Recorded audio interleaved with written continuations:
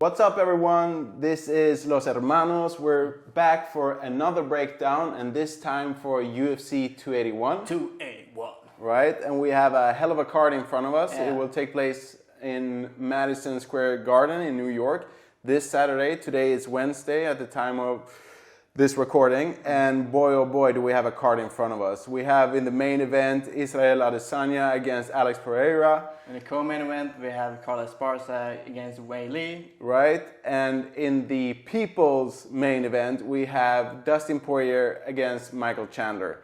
And I mean, I have trouble seeing this fight being dull. I mean, what fucking fights we have in front of us. Yeah, I mean, we get spoiled as UFC fans, but fuck it, let's start with the main event. Right, so this is an interesting one because it's Izzy, the champ, of course, facing Alex Pereira, a fairly, new MMA fighter. He's only had, I think 7 MMA fights, only 3 in the UFC. But what's special about this fight is that he has faced Izzy twice, and he has won both fights. Yeah, and last time he won by knockout in devastating fashion. It become like a famous meme and short and everything. Right, and that was actually Izzy's last loss, but it was back in 2017. But regardless, it's interesting because you can tell, or it seems that the dynamic for this fight is special. Izzy seems to be a little bit, agitated or a bit more susceptible to criticism than usual. Although, he tends to have a chip on his shoulder, but you can definitely feel that there is some type of tension. There was this clip, I don't know if you've seen it, with Pereira fucking mad dogging Izzy, to the core, So, there's definitely a special dynamic to this fight. Yeah, because every time somebody names him in an interview, Alex Pereira, this for Izzy, he always gets a bit pissy about it. He gets mad about it. He doesn't like the fact that people ask him about Alex Pereira and the way that he lost against Alex Pereira. That's true, and that's why this fight is truly exciting because Izzy, he's a really dominant champion in the middleweight division, but his last few title defenses have been a bit lackluster. He seems to be a bit more defensive as opposed to what made us, the fans, love him in the first place. Yeah, he's fighting to win and not to entertain. Right, yeah. Exactly. So it will be interesting, his approach against Pereira, because he can't approach it like he has done in the past, because now he's facing a super dangerous striker. Someone who comes from kickboxing, someone who has 2 wins over him. So it will be interesting to see if he takes a more, complete MMA approach in the sense that he will use more wrestling, more grappling, that he will take him down, try to wear Pereira out, but what do you think? How do you think it's going to play out? I mean, the smart tactic or the strategy is the way that you said, doing a complete MMA fight, taking him down, making Pereira come forward, he will counter, pick him apart from the outside, but my fan brain, so to say, my heart wants him to walk forward, trying to prove a point, trying to right that wrong of being knocked out and knock out Alex Pereira. That is what I want. But it's interesting because knowing, how Izzy has fought before, I don't think that will be the case. I think he will try to be smart, although I think he feels that he wants to prove a point. I still think that he won't throw caution to the wind and just, go forward, I think he will play it very smart, but it's interesting to see how Pereira, will deal with the full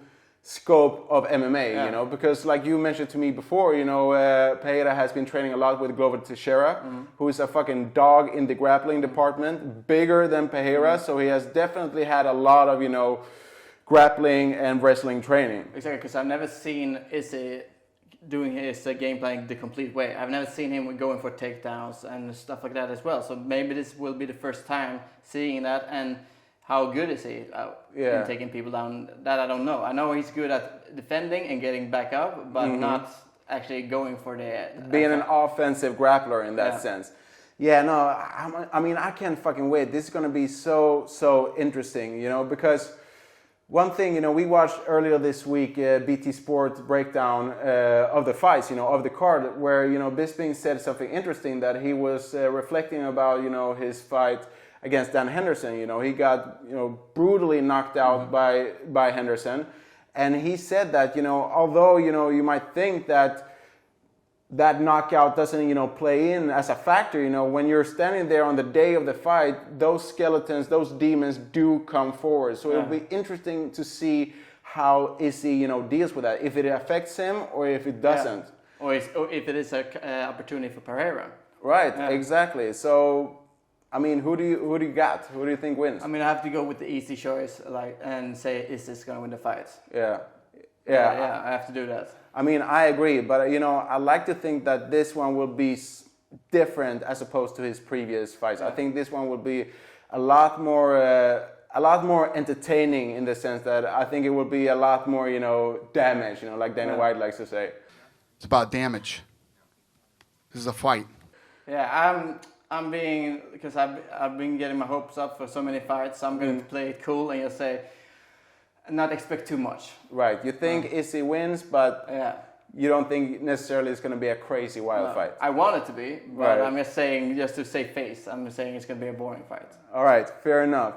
So moving on then to the co-main event, Carla Esparza, the current champ in the strawweight division, who was actually the first strawweight champ in UFC history, facing Weili. And I'm just going to come out right and say it. I think Weili will whoop the shit out of Carla. Yeah, I can't see how Carla's going to win against her because Weili is so explosive, so fast, so powerful and technical. Yeah, technical, and push such a pace on fighters. So I can't see how Carla Esparza is going to deal with all of that. I can't see it. Right, because you can only, judging from, not only their previous fights, but just watching, training videos from the two fighters, you see the difference in the skill level and the type of ferociousness that Weili brings in her striking game, particularly as opposed to Carla. But granted, Carla is more of a grappler, wrestler. She is on a 6-fight winning streak. But I looked this up before doing this recording, and it's interesting. In her last 6 wins, 5 of them have been decision wins, and 3 of them have been split decisions. Yeah. So having said that, I have real trouble seeing how she's gonna beat Weili. I don't see I don't see Carla implementing that type of game against Weili. I can't see it. So I'm gonna go and say my pick is that Weili is gonna stop Carla probably in the second round. Right. Okay. That one will be also really interesting to see how it plays out. Who do you get? Oh, I got Weili, knocking the shit out of Carla. I'm sorry, but that's my prediction. I don't know which round, but I don't see Carla, standing up against, Weili and everything that she brings to the table.